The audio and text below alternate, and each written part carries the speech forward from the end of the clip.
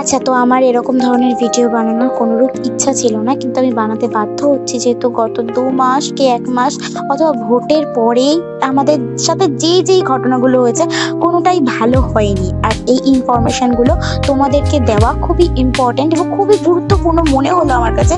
তার জন্য আমি এই ভিডিওটা বানালাম। আর এই ভিডিওতে আমি এটাই বলতে চাই যে আমরা যে ভোট দিয়েছিলাম, আমরা কি কারণে ভোট দিয়েছিলাম বিজেপি সরকারকে? এই যে এত ভোট পেয়েছে তারা কেন পেয়েছে? তৃণমূল সরকারকে সরাতে। কিন্তু তিনি আসার পরে, শুভেন্দু অধিকারী আসার পরে তৃণমূলের অর্ধেক লোকই চলে গেছে বিজেপিতে। তো আমাদের এখানে কি বলার আছে? আমরা তো সাধারণ জনগণ, আমাদের ভোট দেওয়া হয়ে গেছে।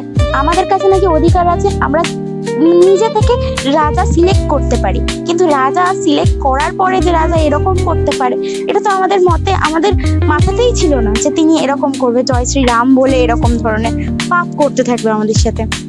যাই করেছে ভালো করেছে উনি, যাই হয়েছে। কিন্তু আমাদের ভরসার একমাত্র একজনই ছিলেন, যিনি ছিলেন রত্না দেবী, যাকে ভরসা করে আমরা বিজেপি সরকারকে ভোট দিয়েছিলাম যে তিনি আসার পরে প্রত্যেকটা ঘরের প্রত্যেকটা মেয়েকে নিজের মেয়ের মতো করে দেখবে, নিজের মেয়ের চোখে দেখবে এবং প্রত্যেকে বিষয় প্রোটেস্ট অন্তত তিনি দাঁড়াবেন সবার আগে। কিন্তু গত ২ মাস ধরে ১৮টা ধর্ষকের কোথায় শাস্তি হলো?